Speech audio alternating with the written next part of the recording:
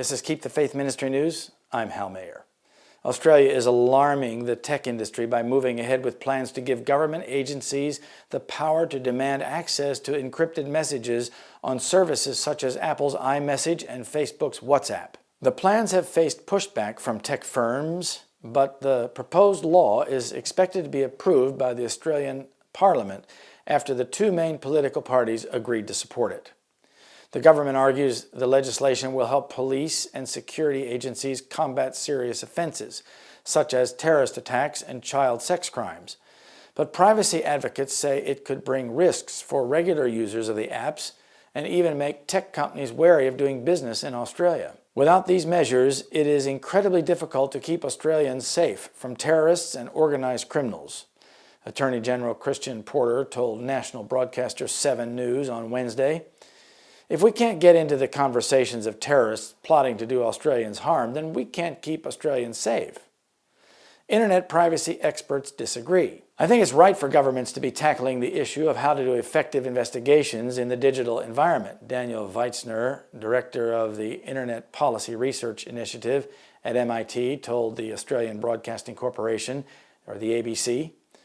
"What is risky is when government puts the interest of investigators over the safety of everyone who uses the internet and mobile phones."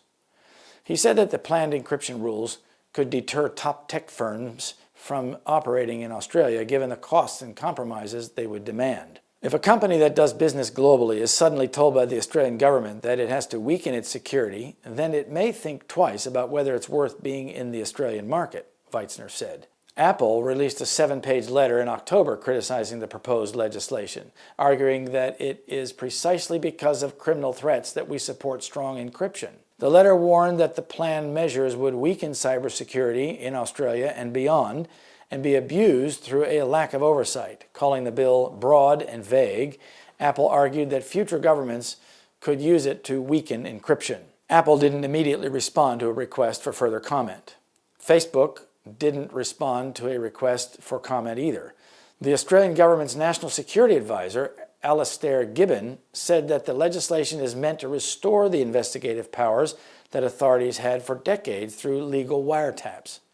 In the last several years, they've been going blind or going deaf because of encryption, the use of modern technologies, he said in an interview with the ABC. But Weitzner said people who really want to keep their online communication hidden from the authorities will still be able to do so. A determined criminal or a determined terrorist is certainly going to be able to go out onto the internet today and get for free services that will evade the capabilities that this law is designed to help the police work around. Law enforcement agencies in the United States have also been pushing for tougher laws to compel tech companies to share encrypted information with investigators. The issue came into focus in early 2016 after Apple refused to help the FBI break into a terrorist's iPhone, citing privacy and security concerns. Surveillance has always been important to restrict God's people from obeying Him.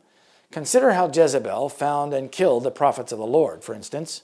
She had developed a system to spy on them, to root them out so that the worship of Baal could prevail in Israel. Australia is one of the 5 eyes that share information with the other 4 eyes governments, and they are part of a global coalition to rein in terrorism. But the unintended consequences are ominous. They have now compassed us in our steps. They have set their eyes bowing down to the earth, like as a lion that is greedy of its prey, and as it were a young lion lurking in secret places. Psalm 17, 11-12. This is Keep the Faith Ministry News. Thank you for watching.